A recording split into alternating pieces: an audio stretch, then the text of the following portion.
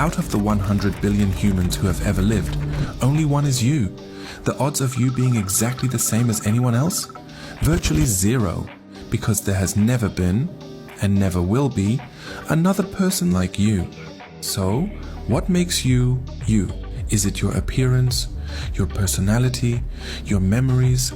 All of those things matter, but none of them fully define you. Your DNA alone contains 3 billion letters of information. It's some of the most complex code in the entire universe. It's why you look, think, and act differently from anyone else who's ever existed. Even down to your atoms, you're unique. But if your body is always changing, is that really you? Imagine this. We disassemble every atom in your body, separate your brain from your mind, and then reconstruct it all inside another person. Would it still be you? That's where things get interesting. According to the law of conservation of energy, energy can't be created or destroyed, only transferred. The energy that makes up your body didn't begin with you. It's been here for billions of years, recycled from stars, planets, plants, and creatures long before you were born. So, on a biological level, you're a recycled form of energy.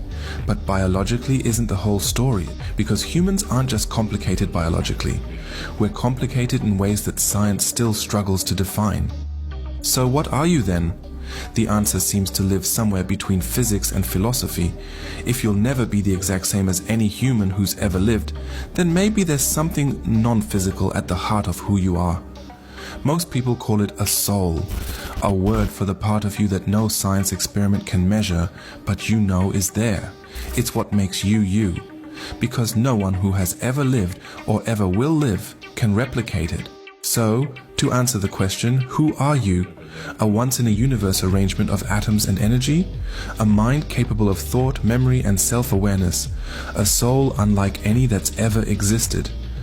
That's who you are, and that's why you should never stop being you.